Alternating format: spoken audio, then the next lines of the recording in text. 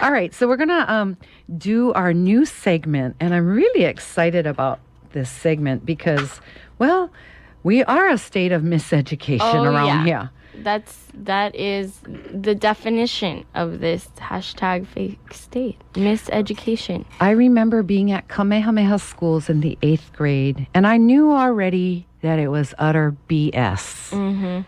In the 8th grade, I already knew. Okay. But I remember sitting over there studying my social studies book, and there was pictures with Hawaiians waving the American flag, and we were taught that Hawaiians wanted it. Oh, yeah. Totally wanted it. We were taught that Hawaiians were savage people incapable of governance. We needed someone to come in and tell us what to do. Right. So I'm really excited about this new segment done for you by xiii Daizon. It's called The State of Miseducation. So let's take a listen to her first part of a 5-part series concerning Captain Cook. Mahalo, Casey. Aloha mai kākou. This is xiii bringing you State of Miseducation. Today, we open with the first part of a series discussing British explorer James Cook and his crew in our territories. Cook first anchored off of Waimea, Kauai, where relations between our peoples first began and lasted for more than a year, beginning that January of 1778 and ending the following March. From the very first encounter, it was quickly discovered that communication was possible through the use of a Tahitian dialect. Of course, it wasn't ideal, and many things were wrongly translated, but it did work for basic communication, and this is what allowed for trade to begin. Cook's crew were in need of food and water, while Na'ali'i, the ruling chiefs, were interested in trading for iron specifically.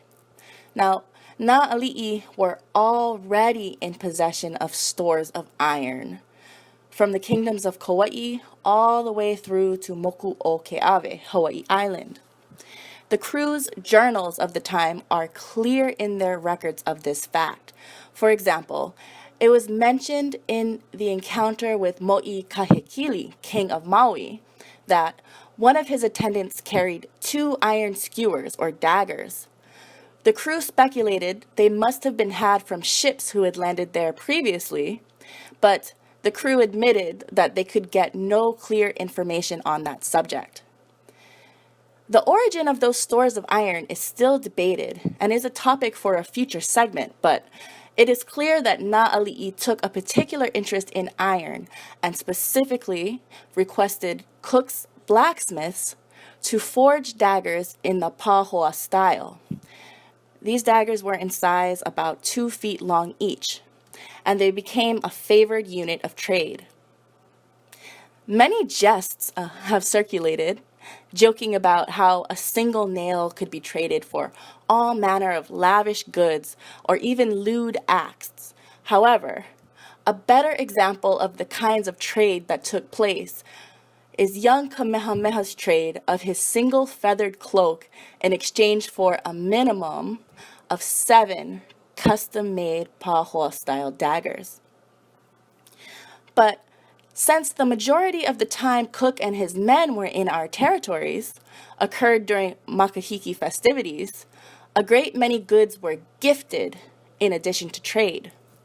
And Cook took in a great deal of provisions during his visits.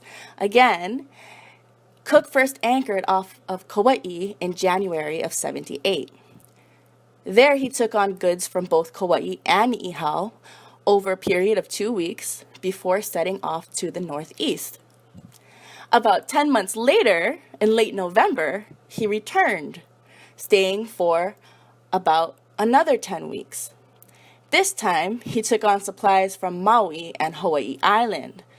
According to the figures from Cook's journals, 17 tons of food was consumed by his crew just during their time in Kealakekua Bay itself. That's 18 days. That averages to about 10 pounds of food per crew member per day. Around this time, Na'ali'i were pretty eager for Cook to leave. And he did, but only to return back to Kealakekua Bay again only a week later. This time, he certainly was not greeted with the same enthusiasm as before. In fact, this return led to Cook's execution only a few days later. But even after Cook's death, his crew remained for a further week.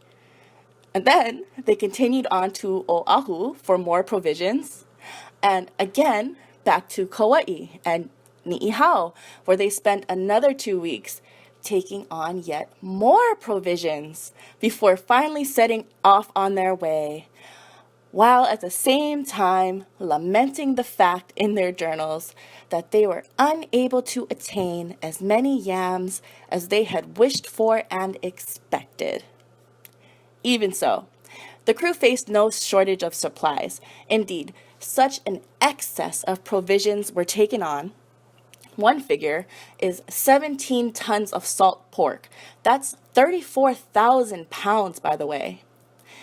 That lasted the entire rest of the expedition, a year and a half. And still, at the end of it, there were entire casks of it left, still unopened, unused, and still perfectly preserved even after all that time.